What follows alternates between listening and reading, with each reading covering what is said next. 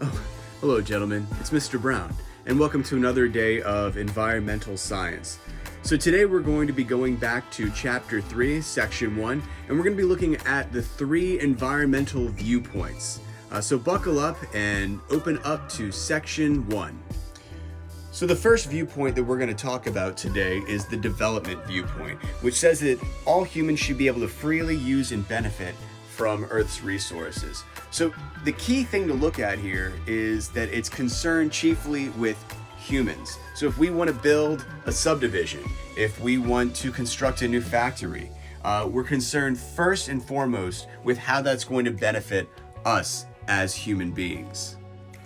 The second viewpoint that we're going to discuss is preservation, and that's the belief that all parts of nature are equally important, no matter what kind of use they have to humanity. So it's a hands-off approach. Think about any kind of national park that you've been to, or if you've ever gone to a nature preserve, right? When we're trying to preserve something, we're trying to keep it as it is. So it's as if the humans were never there. Hunting is restricted. It's meant to be a place without human intervention. And the third viewpoint is conservation, which suggests that people should use resources from the environment as long as they don't destroy them.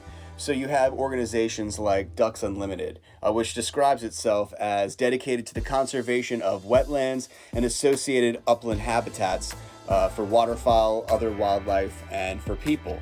The people part is important because while we want to make sure that animals and plants don't go extinct, the conservation viewpoint also suggests that people should enjoy those things.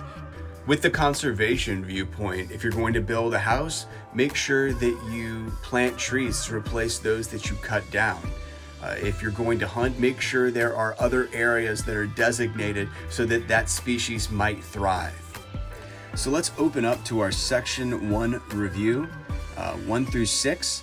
And number 1 asks us to list the 3 types of environmental issues.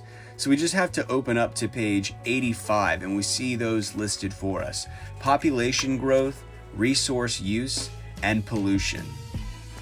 So let's talk a little bit about population.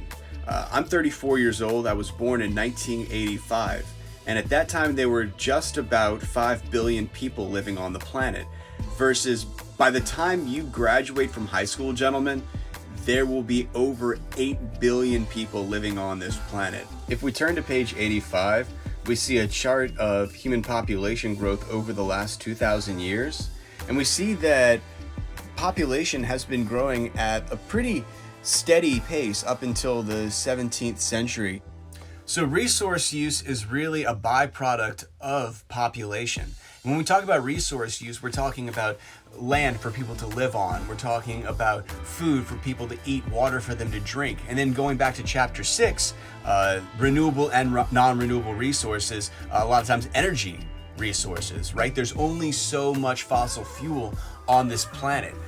There are only so many trees. And even though that is a renewable resource, we know that it takes a long time for trees to grow back. So with population growth comes more resource use by human beings. And then the last one, population. I think that's quite obvious that the more resources we're using, particularly things like non-renewable resources, we're going to see more pollution taking place on this planet. Number 2, define. Let's go back to page 87 and we see environmental science is the study of natural processes that occur in the environment and how humans can affect them.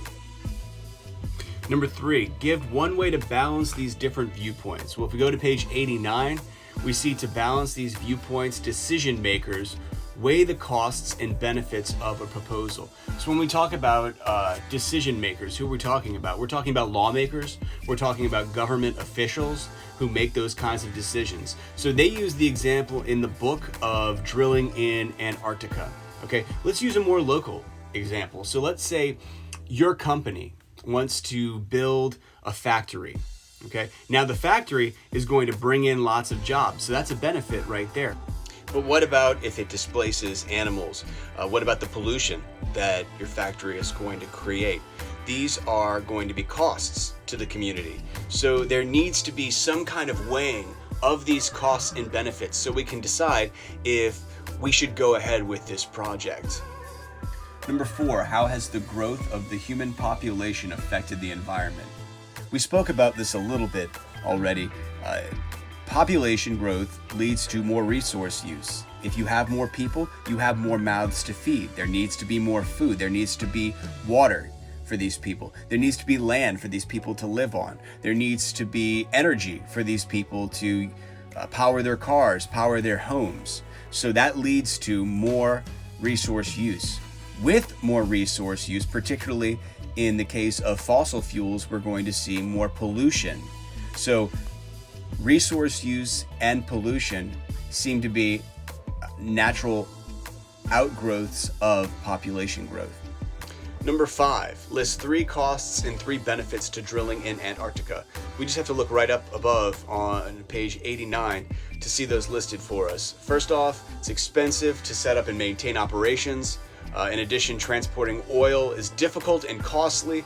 And lastly, there's always the risk of oil spills, which could be an environmental catastrophe for local wildlife. As far as the benefits go, it will open up a new supply of oil, although right now we have a glut, meaning an excess of oil. And it would also give us more jobs. And lastly, it would provide an opportunity to study wildlife in Antarctica. Number 6 asks us to compare and contrast renewable and non-renewable resources. So because we're going back to chapter 3 after having already done chapter 6, we know plenty about renewable versus non-renewable resources. So what I'd like for you to do, gentlemen, is to log on to the Canvas chat room and to list an example of a renewable resource and tell why it's renewable, and then tell us a non-renewable resource, and once again explain to us why this is not a renewable resource. I look forward to reading your answers, and I hope all of you are doing well.